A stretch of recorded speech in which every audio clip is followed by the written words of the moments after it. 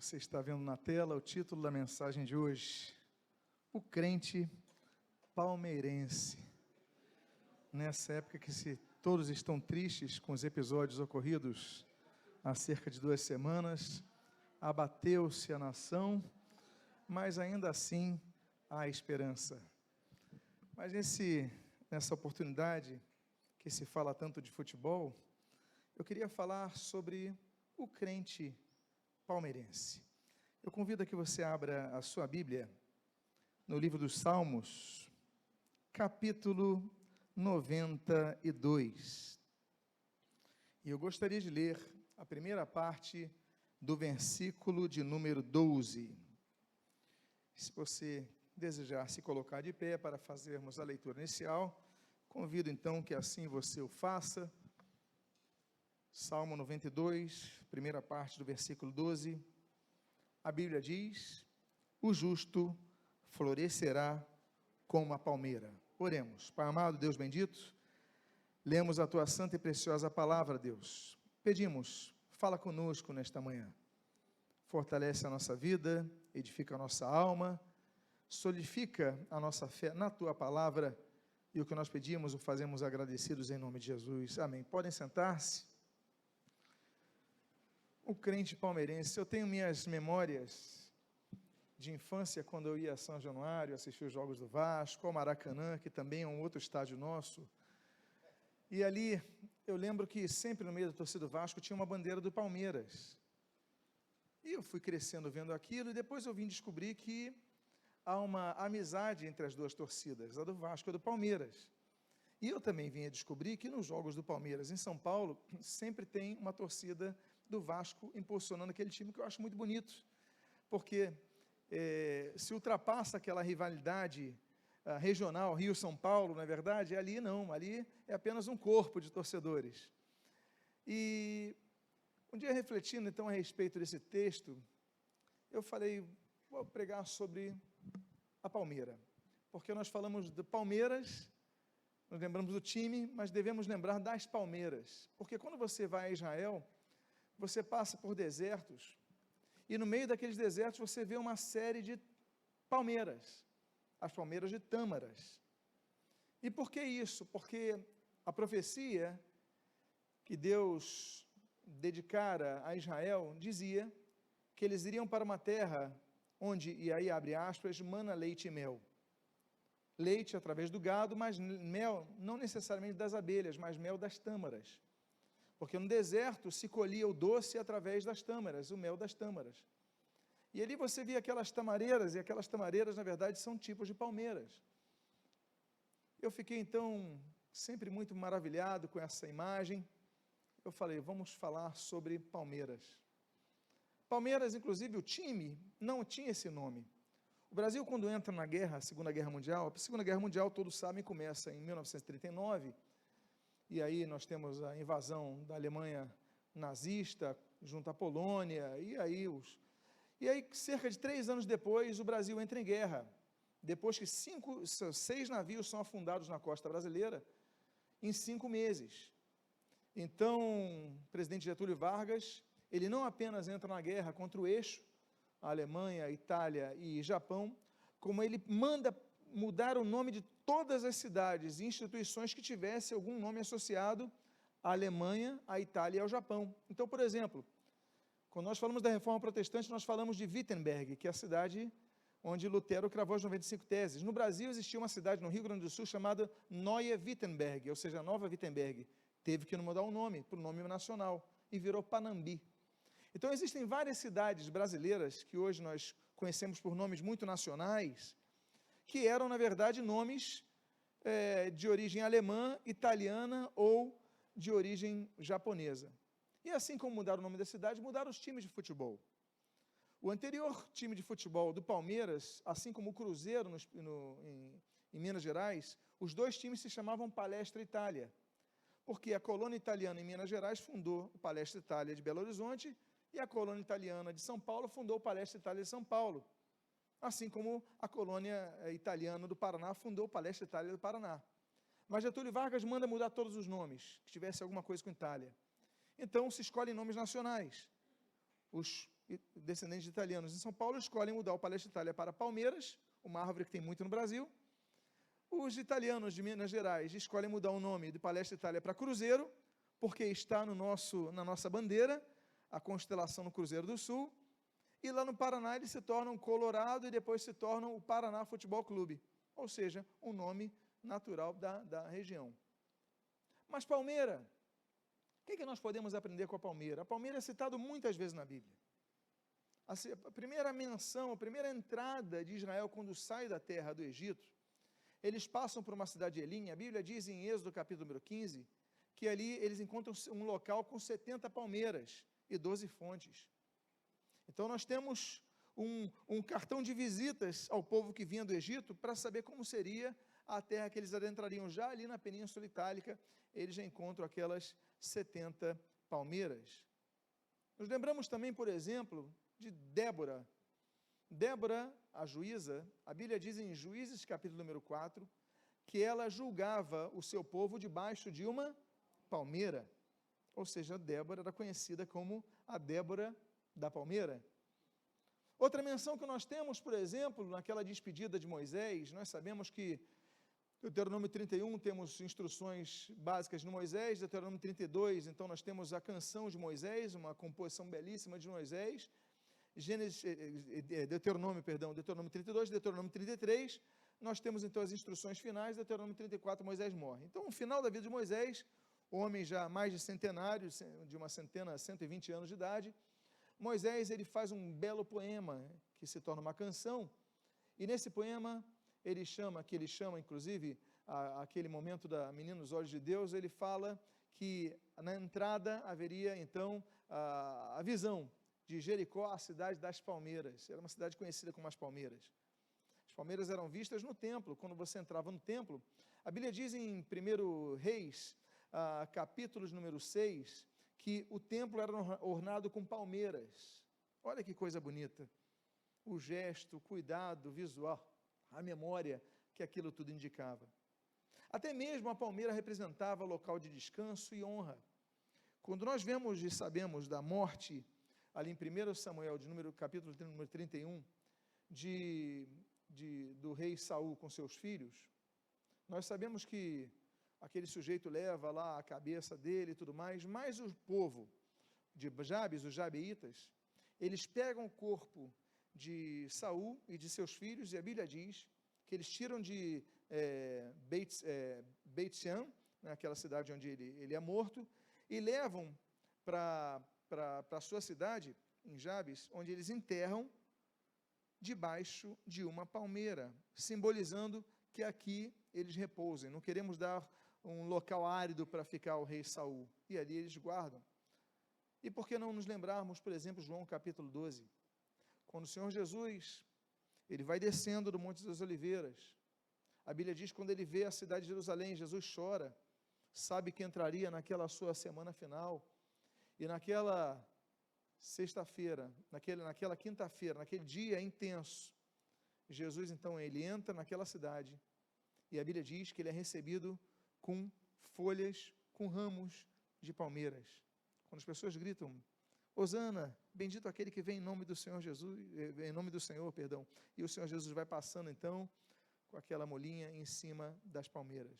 As palmeiras têm muito a nos ensinar, mas eu gostaria de pegar o texto de hoje e falar sobre as palmeiras. Por quê? Porque não existem. Aí você falou assim, não, mas pastor, o senhor falou de tamareiras, o senhor falou de outros tipos de palmeiras. Sim, existem vários tipos de palmeiras. Para ser mais preciso, existem 2.600 espécies de palmeiras. Só no Brasil, são 288 espécies. Então, você encontra palmeiras em tudo que é lugar, em vários tipos de palmeiras diferentes. Por exemplo, uma palmeira que nós temos no Brasil é o coqueiro. O coqueiro é uma palmeira que nós temos, é um tipo de palmeira. A tamareira é um tipo de palmeira. Então, são 2.600 tipos de palmeira. Agora, é interessante que, apesar de tudo isso, a palmeira não é uma árvore. Por que a palmeira não é uma árvore? Simples.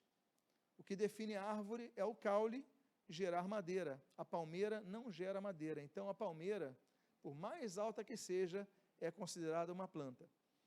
A palmeira tem três recordes mundiais, 3 mundiais. Apesar que as pessoas brincam que Palmeiras não tem mundial, na verdade não reconhece o título de 51, como não reconhecem do Vasco de 53 e 57, pois o Vasco é bicampeão mundial. Mas não vou entrar nesse assunto. O que eu quero dizer aos irmãos é o seguinte, que a Palmeiras detém 3 recordes mundiais. Primeiro desses recordes, é que a palmeira é a planta com mais inflorescência do mundo, ou seja, ao longo de sua vida, ela produz milhões e milhões e milhões de flores e frutos. Ninguém produz tanto como as palmeiras.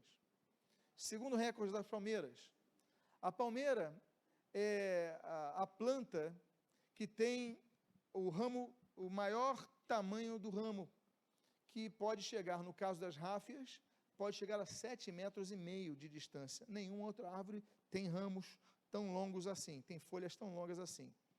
E o terceiro recorde é o tamanho da sua semente.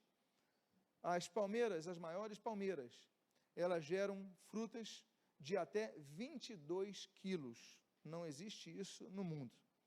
Quero falar então das palmeiras, porque as palmeiras nos ensinam a sermos cristãos. Como assim? Sim, as características das palmeiras. E diz a Bíblia que o justo florescerá como a palmeira. O justo, ele tem que germinar como a palmeira germina. Nós devemos olhar para a palmeira e falar, nós devemos ser como a palmeira. Então, o que eu gostaria de extrair daqui? 7 lições, 7 modelos que as palmeiras nos dão quanto à nossa vida cristã. Quem aqui está disposto a aprender com as palmeiras hoje? E os corintianos digam amém? Primeira lição que nós aprendemos com a palmeira é que a palmeira, ela cresce mesmo no deserto. Eu separei 2 textos, que é o de Gênesis 21 e o de Lucas capítulo 1, que dizem, falando de 2 pessoas. O primeiro de Ismael, o segundo de João Batista. Mas o que eles têm em comum, esses 2 homens? Eles têm em comum o que os textos acima aqui relacionam. Diz o texto sobre Ismael em Gênesis 21, 20. Deus estava com um rapaz que cresceu e habitou no deserto e se tornou flecheiro. E sobre João Batista, em Lucas capítulo 1, versículo 80, diz: o menino crescia e se fortalecia em espírito, e viveu nos desertos, até o dia em que havia de manifestar-se a Israel. Amados irmãos, nós temos 2 textos de 2 personagens de 2 épocas, mas que têm uma característica comum. Os 2 cresceram no deserto. Assim como a palmeira cresce no deserto, volto a falar sobre a viagem, essas viagens a Israel, você vê palmeiras no deserto, elas conseguem crescer no meio da adversidade. Ismael estava no deserto. Ismael ia morrer de sede, até que o anjo mostrou para Agar que havia água ali. Mesmo quando nós não vemos circunstâncias, Deus sempre nos supre, porque Deus é um Deus que nos supre nos desertos. E nós vemos João Batista. João Batista não precisava crescer nos desertos. Por quê? Ora, o seu pai era sacerdote. Por ser sacerdote naquela época, ele servia no templo. O templo ficava em Jerusalém. Logo, tinha recursos, tinha condições e tinha locais para morar. Não morava no deserto.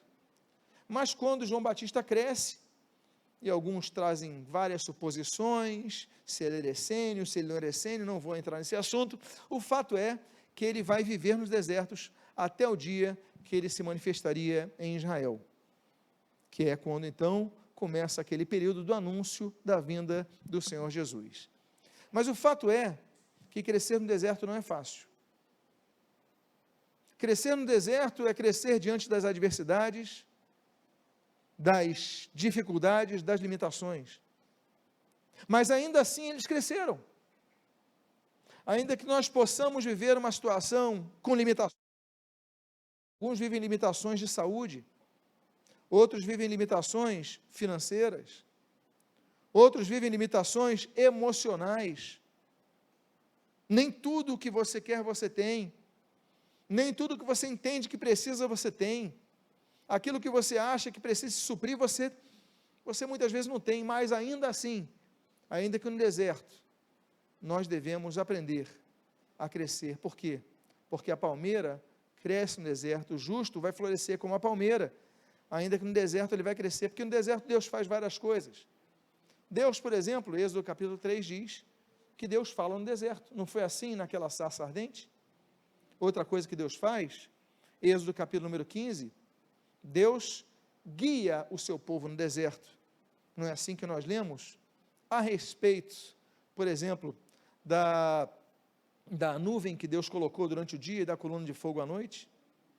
Outra coisa que Deus faz no deserto é aquilo que nós vemos em 1 Reis capítulo 19. Deus nos alimenta no deserto, assim como alimentou Elias. Deus é um Deus que, o Senhor Jesus, por exemplo, a Bíblia diz em Marcos capítulo 6, que Ele ensinava em locais ermos, em locais desérticos. Ou seja, no deserto nós aprendemos, e às vezes, nós aprendemos mais no deserto do que fora dele. Há pessoas que só se voltam a Deus, e vou utilizar aqui uma frase do evangeliquesco, de nosso vocabulário, que muitas vezes, amados irmãos, nós só aprendemos deserto, por quê? Porque muitos vêm para Cristo pela dor e não pelo amor. Não é assim que a gente aprende nesse ditado? E muitas vezes é assim. Pessoas não oram, quando estão no deserto passam a orar. Pessoas dependem de si, acham-se boas, poderosas, instruídas, estão satisfeitos consigo próprios, mas depois, quando entram no deserto, veem que não são nada, que não podem nada, e falam: Deus, me ajuda, eu preciso da tua ajuda. Muitas vezes é no deserto que nós crescemos, é no deserto que nós desenvolvemos nossos dons ali. Ele habitou no deserto e se tornou o quê?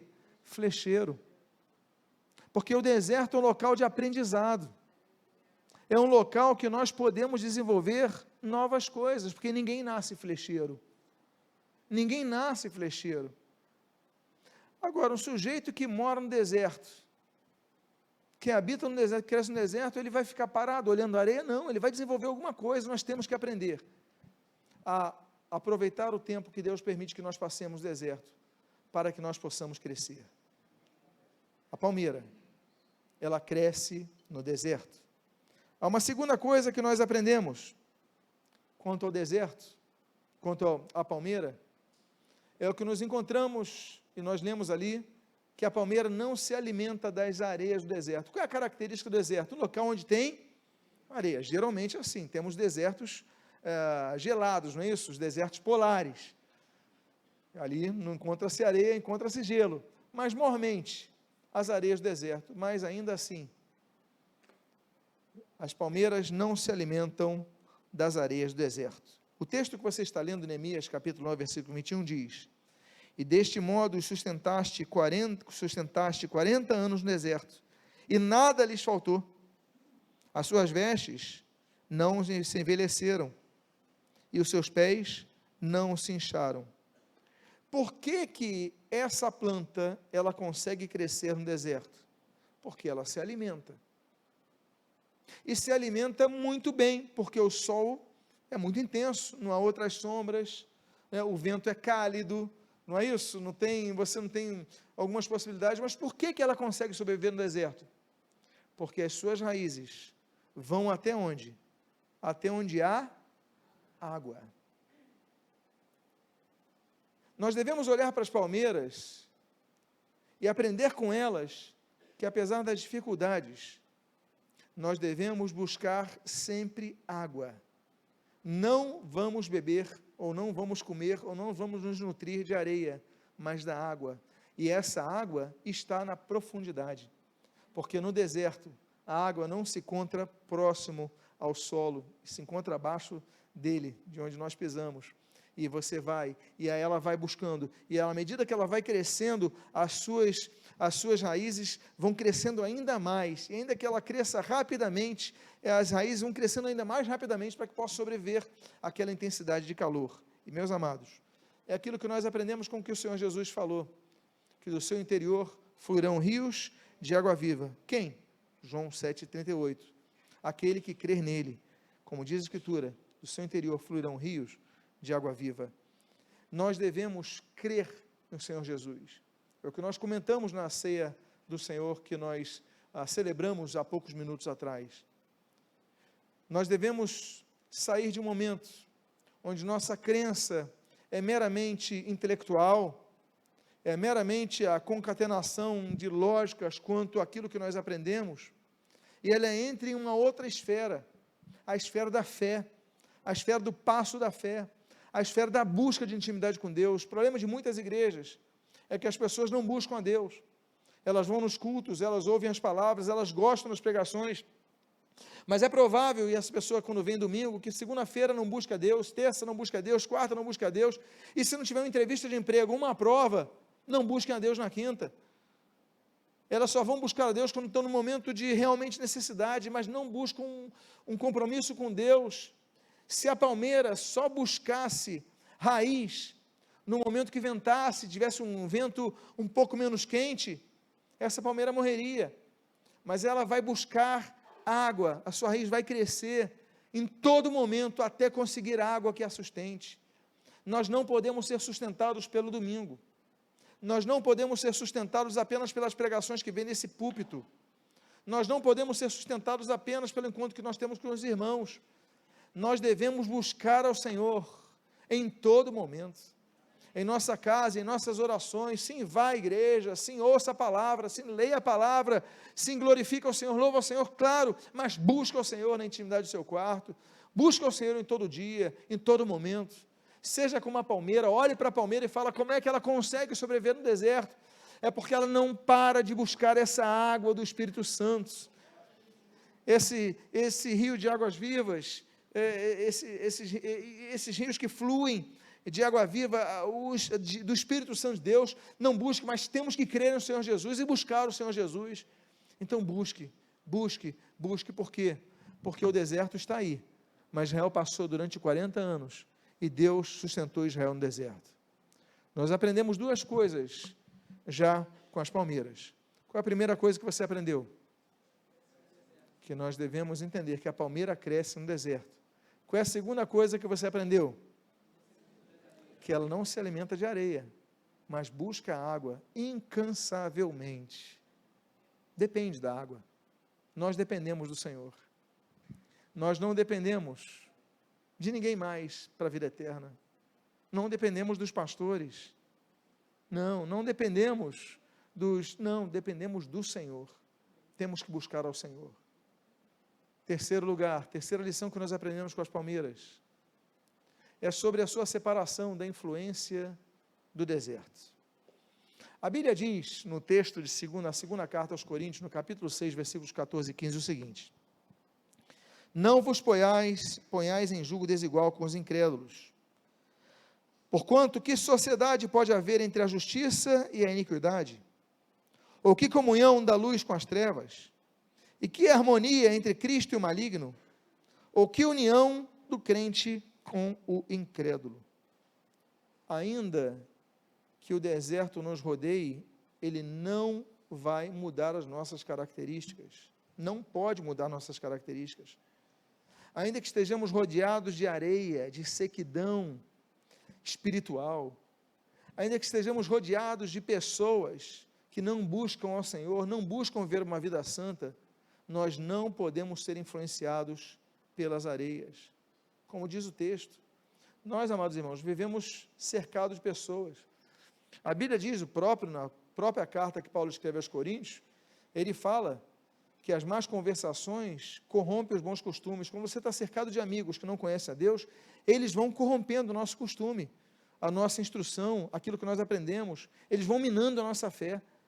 Por isso, e essa é uma das importâncias da igreja, que você se une aos irmãos, que você busca comunhão com os santos, você tem que buscar se unir aos salvos, aqueles que têm temor a Deus, aqueles que buscam o Senhor, para você inclusive combater tudo aquilo que vier a você tem que buscar na palavra, claro, mas esse texto, ele é um texto muito mais intenso, que mostra algo seguinte: eu não sei quantos aqui lidam com plantas, mas você que lida com planta, você sabe o que significa um enxerto de uma planta noutra, um enxerto de uma árvore noutra. O que é um enxerto? É quando você pega uma determinada planta ou árvore e você enxerta na outra árvore, não é isso? Aí cresce outra através daquela. A palmeira não aceita enxerto. São 2.600 tipos de palmeira e em nenhum deles se aceita enxerto. O cristão, ele não pode aceitar enxertos. Por quê? Porque ele deve crescer como a palmeira. Olha a palmeira, aprende com a palmeira, observa a palmeira. A palmeira, ela não aceita enxertos. O texto de Paulo diz, olha, vocês não podem se colocar em julgo desigual. Quantos se desviaram depois começaram a namorar não crentes? Até hoje tem dificuldades. Quantos se desviaram quando começaram a ter comunhão? Ali, não há comunhão de luz e trevas. Eu não digo relacionamentos. É impossível você não ter relacionamento com pessoas que não conheçam a Cristo, não querem Cristo ou perseguem o Cristo. É muito difícil. Você trabalha, você estuda, você vive em sociedade, tem parentes. Não estou falando relacionamento social. O Senhor Jesus, inclusive, não fez isso. Ele jantou com os pecadores, buscou os pecadores, mas eu digo comunhão. Comunhão, o termo grego, koinonia. Koinonia significa ter algo em comum, partilhar algo em comum. A própria Santa Ceia. A própria Santa Ceia que o Senhor Jesus estabelece. Jesus, ele pregava para multidões, para milhares de pessoas, mas no momento da ceia, ele só chamou os 12. E mesmo assim, Judas sai depois. Por quê? Há momentos que é o momento da comunhão, por isso que alguns chamam a comunhão, a mesa da comunhão. Ou seja, só aqueles com quem nós andamos juntos, partilhamos as nossas questões. É o grupo íntimo, é um grupo local. Meus amados irmãos, o texto diz que você está lendo, que comunhão há de luz e trevas, que harmonia entre Cristo e o maligno, que união do crente com o incrédulo, não dá, é como água e azeite. A água e azeite vão ficar separadas. O crente como palmeira não aceita enxertos. Nós então vamos conviver com pessoas? Claro que vamos, mas nós não vamos deixar que sejamos assimilados por eles, contra a visão contrária ao Evangelho, contra a visão sem fé em Cristo. Não, nós devemos manter a nossa característica. Areia é areia, mas eu estou aqui, ainda que rodeado de areia, mas a minha raiz está bebendo da fonte de água viva, está bebendo do Espírito Santo.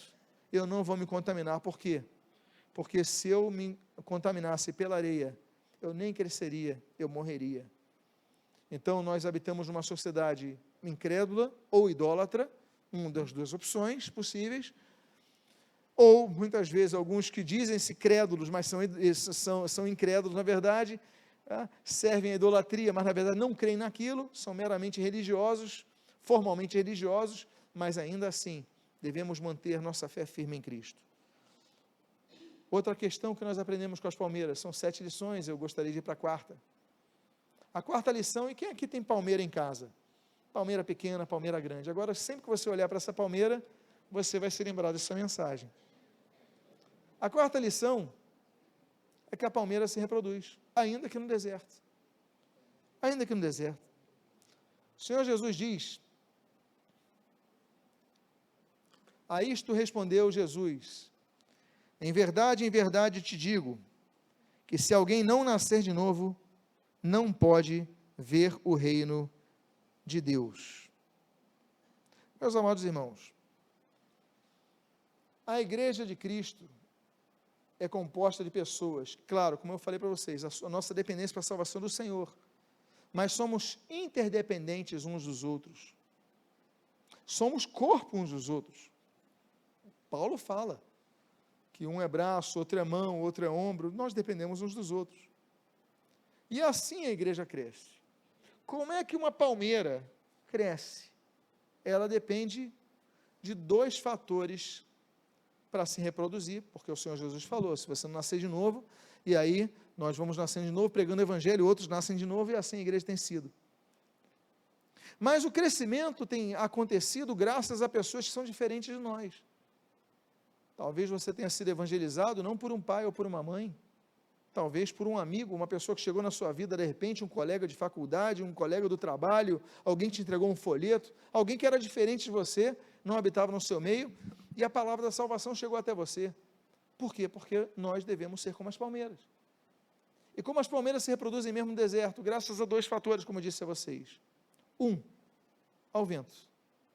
2, aos insetos. Amados irmãos, o vento aponta ao Espírito Santo. O vento do Espírito. O vento sopra para onde quer. Não é isso que o Senhor Jesus fala em João? Porque não sabes de onde vem, nem para onde vai. Assim é todo aquele que é nascido do Espírito. Mas a grande questão é que dependemos do vento, dependemos do Espírito que vai tocar pessoas para chegarem até nós para pregar o Evangelho, porque o texto diz, como crerão, se não há quem pregue? Alguém vai pregar, mas quem são essas pessoas? O vento espalha as sementes, mas existe um segundo tipo, que são os insetos. Graças aos insetos, que vão numa palmeira, eles têm um bom tempo de resistência, de voar no deserto, até achar outra palmeira, até achar um terreno um pouco fértil, até achar algum local que tem um pouquinho lá, e de repente pousam ali, e ali fica aquela sementinha, e vão para outros locais. Insetos. Eu acho que ninguém aqui gosta de insetos. A não ser talvez a abelhazinha, por causa do mel, é simpática, mas alguém aqui gostaria, ou coleciona marimbondos? Alguém aqui gosta de baratas? Alguém aqui gosta de formigas? Normalmente não valorizamos os insetos, mas os insetos são muito importantes para todos nós. Por quê? Porque eles ajudam a fertilização das plantas. E no caso do deserto, mais ainda. Porque às vezes o vento ele sopra, mas é interessante notar que o vento não tem uma direção, não tem um alvo, ainda que o Espírito Santo tenha. Mas o vento do deserto não, porque ele vai para aqui e volta, e a semente cai na areia, num local muito quente, não vai germinar. Mas o inseto não. O inseto, ele sai daquela palmeira no deserto, ele vai procurar outro local que ele encontre, olha, eu vou pousar ali. E ele pousa, ele deixa aquela semente. O Evangelho não cresceu graças aos doutores, mas aos pescadores. Muitas vezes nós pensamos que o Evangelho vai crescer por pessoas que sejam parecidas a cada um de nós, não.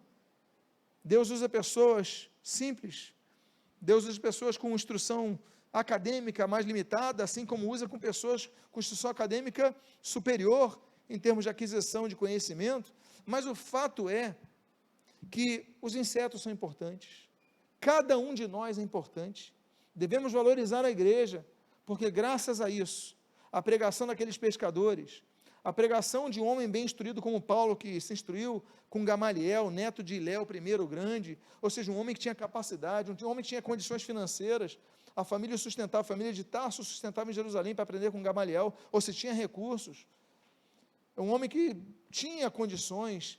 Deus usa todo, a Bíblia fala de Pedro, que é um homem de indouto palavras.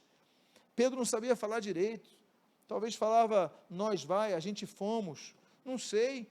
O que nós sabemos é que esse homem era plenamente usado pelo Espírito Santo e vidas se convertiam. A sombra desse homem curava, meu Deus do céu, é a presença do Espírito Santo que nós precisamos. Então não temos que ter preconceitos. A igreja não pode ter preconceitos.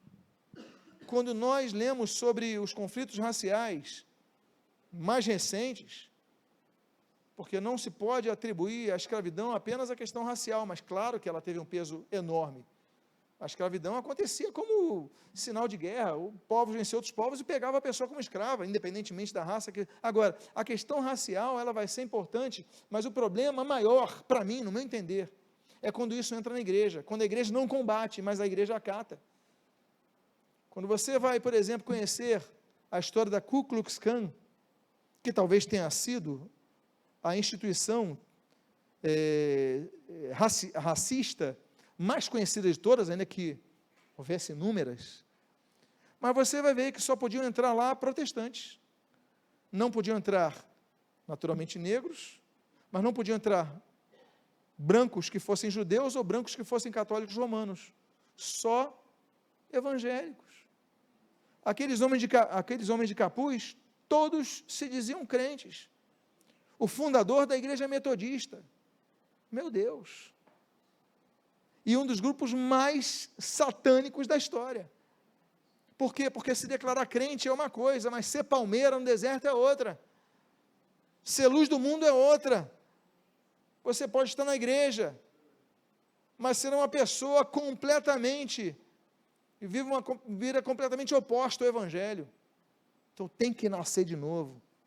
Falou, Nicodemos, você tem que nascer de novo.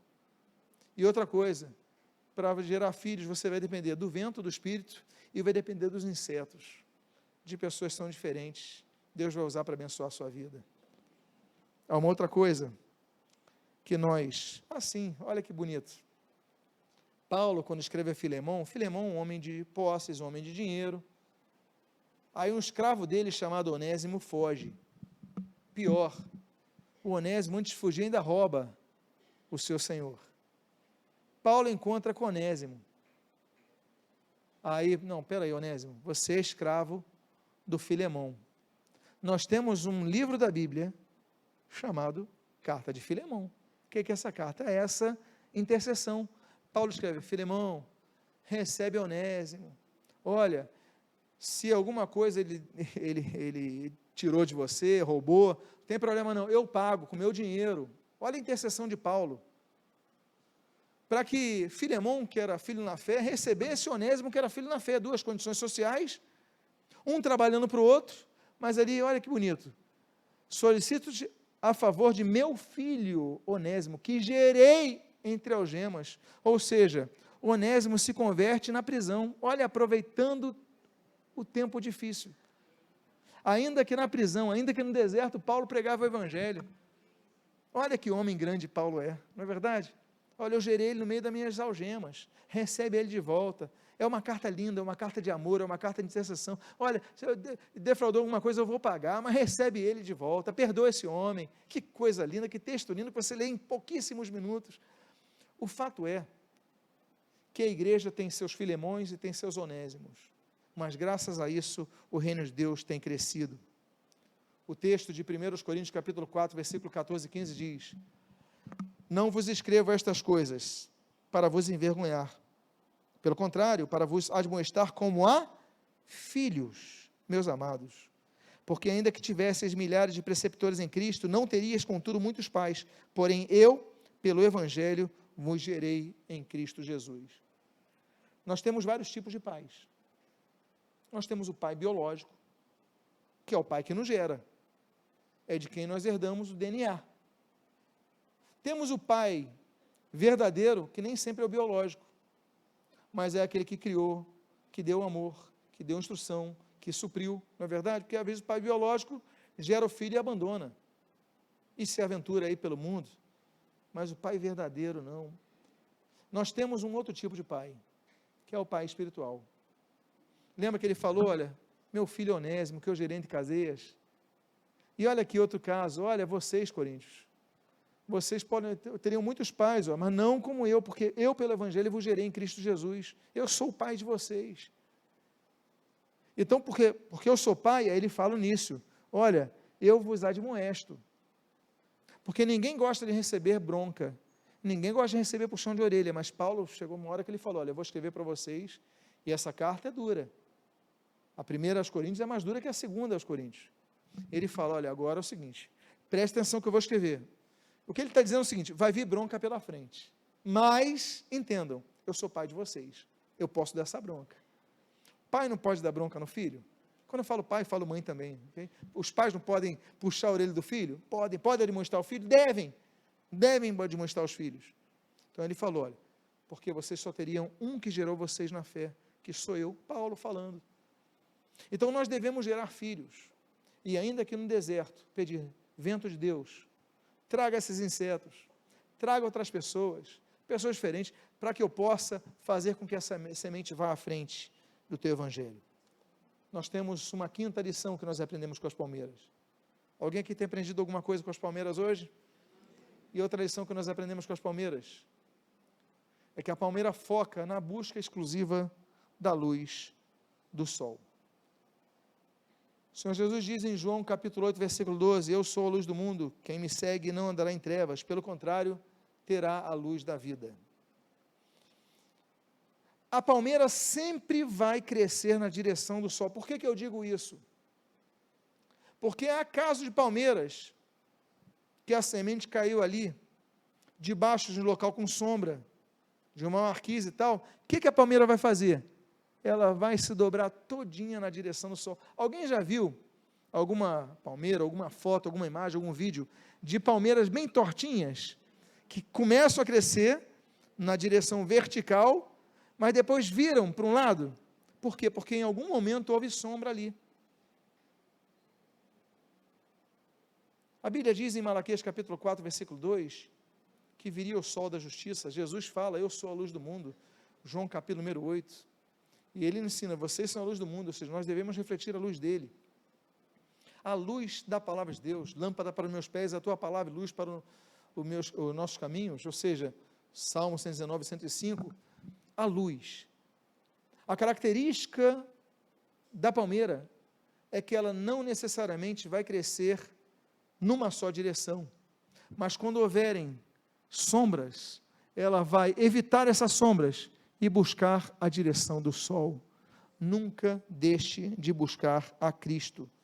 Nunca deixe de focar, isso é foco, o seu foco é Cristo, o seu foco é a luz do Evangelho, porque há momentos da vida que pessoas vão chegar tentando fazer com que nós desfoquemos da palavra, desfoquemos do nosso chamado, desfoquemos daquilo para que Deus nos chamou, mas permaneça firme. Olha, eu vou então pegar aqui, mas eu não vou parar de crescer, eu não vou ter minha cabeça esmagada pelo limite de um teto que me coloquem, mas eu vou sempre buscar a luz de Cristo. Esse é o foco, que nós lemos ali em Hebreus capítulo 12, versículo 1 e 2, desembaraçando-nos de todo o peso e do pecado que tenazmente nos assedia, corramos com perseverança a carreira que nos está proposta, olhando firmemente para o autor e consumador da nossa fé, olhando firmemente, ele está falando, vamos desembaraçar, vamos evitar, vamos nos soltar de tudo que nos prende, espera aí, mas eu tenho que continuar correndo, o que eu não posso é parar de crescer, porque a palmeira não para o seu crescimento, ela só muda a direção, o alvo é o mesmo, mas se vem um obstáculo, opa, o pecado está aqui, eu vou me desviar desse pecado, mas permanecer firme, não desviado do caminho. O que nós vemos é exatamente isso, olhando firmemente o autor e consumador da nossa fé, foco na luz de Cristo. Como não aprendermos com a palmeira? Quando você vê uma palmeira torta, você vai entender, eu tenho que ser como ela, porque ainda que não na linha que você queria, mas eu me desviei do pecado, eu saí daquilo que me prendia, mas continuei crescendo. Diga à pessoa que está do seu lado, continue crescendo.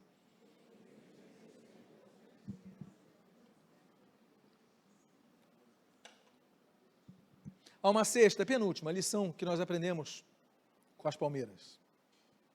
É que a palmeira é útil. A palmeira é útil. Esse texto de Tito, 1:11 diz, somente Lucas está comigo. Toma contigo Marcos e traze-o, pois me é útil para o ministério. Essa palavrinha que está aí, Eucrestos. No grego, eu significa bom. Ou seja, eucaristia, um bom carisma. Qualquer palavra com eu, eutanásia, thanatos, em grego é morte, eu é bom, boa morte, como se fosse o caso. Mas enfim, tudo que tem eu na frente significa isso. Eureka, boa o quê? Ideia. Então, eu é bom. E Crestos significa bom uso, útil para o uso, bem utilizável, a ser utilizado. Ou seja, ele chama de Marcos de Eucrestos. Ele está dizendo, olha, traz para mim o Marcos, porque ele é bom para ser utilizado, ele é útil. E quando nós olhamos as palmeiras, nós vemos a utilidade da palmeira. Olha o que a palmeira traz. Ela traz sombra, ela traz, as suas folhas são usadas em telhados e paredes, quando você vai para o interior, às vezes você vê isso. Elaboração de cestos, jangadas, cadeiras e outros materiais domésticos. Provavelmente você já sentou numa cadeira de palha, que é oriunda das folhas de palmeira. Cera, você sabia que dá para fazer cera com palmeira? Óleo de dendê, palmeira. Água de coco, a palmeira, coqueiro. Vinho, em Moçambique chamam de marufo, tem um vinho lá da palmeira. Sabão de coco, palmeira, até para limpar a roupa. Mel da tâmara, adocicar a vida. Açaí, e por que não dizer o palmito? Ou seja, a palmeira, ela tem 1001 utilidades, como diria um jargão de uma propaganda antiga. Ela tem muitas utilidades. Nós devemos aprender com a palmeira que o cristão, ele tem muitas coisas a acrescentar, como diz a Bíblia, por exemplo, 1 Pedro capítulo 4, versículo 10, que nós devemos servir nossos irmãos com os dons que nós recebemos, porque nascemos para servir, não para sermos servidos. O Senhor Jesus, Ele nos ensinou para servirmos, mas há pessoas que só querem ir para a igreja, ouvir a palavra, ir embora e não querem fazer mais nada. Não se envolva. Procure alguém, não espere que se procure não. Olha, eu toco alguma coisa, quero me envolver no louvor. Olha, eu posso cuidar dos bebês um culto por mês, eu posso dar aula para as crianças, eu posso ficar na calçada, na recepção, eu posso ficar aqui na introdução das pessoas, posso ajudar no cafezinho. Nós podemos, todos podem ser mais úteis do que são hoje, porque infelizmente eu tenho uma notícia para dar para vocês, uma notícia, com uma consequência, e a notícia não é muito boa. Grande parte das pessoas que se dizem cristãs são inúteis no reino de Deus, são meros autofagistas, são pessoas que vão lá, ouvem a palavra, vão para suas casas, continuam suas rotinas, não fazem nada pelo reino, não evangelizam, não intercedem por outros, não trabalham na igreja, não fazem nada. E olha, a segunda notícia, eu disse que teria uma, mas tenho duas, é que eu creio que seja a maioria. E o Senhor Jesus, Ele foi claro, eu vim para servir e não para ser servido. O que acontece com as pessoas? Elas adotam a ideia que igreja é religião. E se, bom, já tenho minha religião, já fiz meu papel, não. Igreja é um corpo vivo, de pessoas que vão se ajudando, trabalhando. Nós somos servidos para servir a outros. Temos que olhar para as palmeiras e nos lembrar, será que eu tenho feito para a obra de Deus? Tem sido pouco? Eu posso fazer mais? Posso fazer mais. Procure pessoas, procure. Dê ideias, procure. Seja como a palmeira, dá sombra, você faz cadeira, você come um palmito, você faz óleo, você extrai o mel, tantas coisas.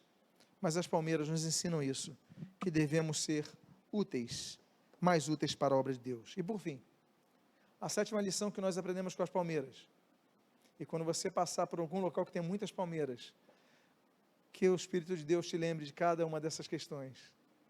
E a 7ª e última, que a palmeira produz muito fruto, e este permanece. O texto diz, naquela introdução que nós fizemos, eu voltei ao texto de abertura, Salmo 92, versículo 12, só a primeira parte, fiquei só nele, mas ele diz o seguinte, o justo florescerá como a palmeira, o justo florescerá como a palmeira. Qual é a questão? Por que eu coloquei o hebraico? Parar. Porque o português florescerá nos dá a ideia daquilo que gera flores. Florescerá aquilo que gera flores. Mas no hebraico não está isso. O hebraico é uma língua mais delimitada, mais restrita, mais reduzida que as línguas latinas. Então o texto parar significa também florescerá. Mas o sentido é germinará, brotará. Ou seja, ela não vai gerar apenas flores, mas gera frutos, que é o mesmo parar. Então a nossa tradução, ela nos delimita demais diante da ideia desse versículo, que nós podemos traduzir com tranquilidade, o justo germinará como uma palmeira. Por quê? Porque o Senhor Jesus, Ele nos fala sobre isso. Quando nós olhamos a palmeira, vocês lembram que eu falei que a palmeira, como nenhuma outra planta do planeta, produz milhões de flores e frutos ao longo de sua vida, nós devemos gerar frutos. O Senhor Jesus, ele diz em João capítulo 15, versículo 8, o seguinte: nisto é glorificado meu Pai, em que deis algum fruto? Não, desculpem. É que deis pouco fruto? Não, me perdoem. É que deis muito fruto, e assim vos tornareis meus discípulos. Meu Deus do céu, olha só que coisa. Esse texto, inclusive, João capítulo 15, é intenso. Ele fala que corta o ramo que não dá fruto. Mas vamos nos ater ao versículo 8. Ele está falando para discípulos. Por que são discípulos? Discípulos, no grego matetés, alunos. Ou seja, discípulo é aluno. Quem que é um aluno? Aluno é aquele que aprende com alguém, não é isso? Geralmente, de forma voluntária ou por decisão familiar. Se você já cresceu, já tem uma idade, você vai procurar alguém para aprender alguma coisa, então é voluntária. Mas o Senhor Jesus, ele fala para os discípulos, para os seus alunos, para aqueles que paravam para ouvi-lo, mas ele diz para eles, dessa notícia: vocês ainda não são meus discípulos, não. Eles eram alunos, mas ele falou: não, vocês não são de verdade meus alunos, não. Sabe por quê? Porque olha só, primeiro, tudo que nós fazemos deve redundar para a glória de Deus, não é isso? É isso aí. Inclusive, eu quis ler no primeiro dos artigos do Catecismo de Westminster, de 1647. Nós somos criados para a glória de Deus. Tudo que nós fazemos deve visar a glória de Deus. O Senhor Jesus fala sobre isso. Ó, nisto é glorificar o meu Pai. Opa, o nosso alvo. Agora, o que diz? Em que deis fruto? Não. Em que deis muito fruto. E assim vos tornareis meus discípulos. Aqueles que não dão frutos, podem se dizer crentes, frequentar a igreja, participar do louvor, fazer um monte de coisa, mas eles não são discípulos. E aqueles que dão frutos, não necessariamente são discípulos, estão no primeiro estágio, porque precisam dar mais frutos, como a palmeira. A palmeira no deserto dá frutos, está dando fruto sempre, está buscando fruto, e assim vai se reproduzindo, assim vai gerando vida, assim vai gerando alimento. Nós devemos, não podemos nos conformar com o que nós temos feito para Cristo, devemos procurar mais. E aí eu finalizo com o texto, o Senhor Jesus fala nesse mesmo capítulo, porque não basta apenas dar fruto, tem que dar muito fruto. Agora, não basta dar muito fruto, porque o texto diz: não fostes vós que me escolhestes a mim, pelo contrário, eu vos escolhi a vós outros, e vos designeis, para que vades e deis fruto, e o vosso fruto, ou seja, cada um dos frutos, permaneça, a fim de que tudo quanto pedis ao Pai em meu nome, Ele vos conceda. Tem pessoas que não recebem resposta de oração. Jesus está dizendo o motivo. A fim de que o que você peça, Deus conceda, ou seja, ouça, se incline para você, indo em encontro àquela questão dos pecados de Isaías, capítulo número 59, mas olha, o seu fruto tem que permanecer. Você tem que lutar para o fruto permanecer. Você tem que perseverar para o fruto. Claro que nem sempre isso vai ser possível, mas por isso nós vamos produzir muitos frutos, a fim de que permaneça. Eu volto a dizer, o crente tem que ser palmeirense, não no sentido futebolístico, e aqui agora eu me explico, mas no sentido de olhar para a palmeira, admirar a palmeira, mas procurar ser como a palmeira, porque aí, não se trata de apenas uma torcida, mas se trata da própria identidade da pessoa. Eu sou uma palmeira, devo crescer, buscar a luz, não me contaminar com a areia do deserto, buscar a minha raiz, sempre buscando a água da vida, e tantas outras características, as 7 que nós compartilhamos nessa manhã. E a você, que quer ser como a palmeira, talvez não seja você hoje, não tenha você as 7 características, mas você deseja sê-lo. Bom, eu te convido a que você fique de pé. Convido a que todos fiquem de pé, que nós possamos pedir ao Senhor a sua graça, para que nós possamos crescer como a palmeira. E ficar de pé, vamos fechar nossos olhos, vamos orar ao Senhor. Pai amado, nós te glorificamos, nós te agradecemos, como nas pequenas coisas que nos rodeiam, nem sempre ficamos atentos Há tantos ensinamentos que nos trazes, quando o salmista diz que os céus proclamam a glória de Deus, e os firmamentos anunciam a obra de suas mãos. Pai, são detalhes, até uma palmeira, Pai, até uma simples palmeira, um simples coqueiro que nós vejamos, uma tamareira e outros tipos, nós possamos olhar e nós possamos aprender.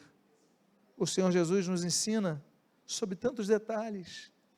O proverbista, no Provérbios 6, versículo 6, manda que nós olhemos para a formiga e observemos os seus caminhos.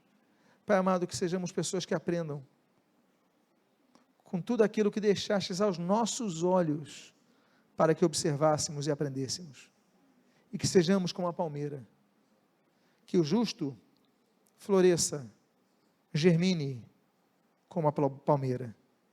Pedimos as tuas bênçãos sobre nós, pedimos as tuas bênçãos sobre nossas famílias, e que em tudo possam ver aquela que aponta a luz de Cristo. Pedimos as tuas bênçãos sobre nós e te agradecemos em nome de Jesus. Antes de olhos fechados, eu gostaria de fazer uma pergunta. Alguém aqui quer entregar a sua vida ao Senhor Jesus nesta manhã? Ou quer voltar para os caminhos do Senhor? Se houver alguém aqui, levante sua mão, nós queremos orar por você. Alguém aqui? Pai amado, finalizamos esse culto, louvando a Ti, te dando graças. E o que nós fazemos agradecidos em nome de Jesus. Amém e amém. Antes de nós fazermos a oração final, cumprimente a pessoa e diga assim: seja como a palmeira. Missionário Carlos Eduardo,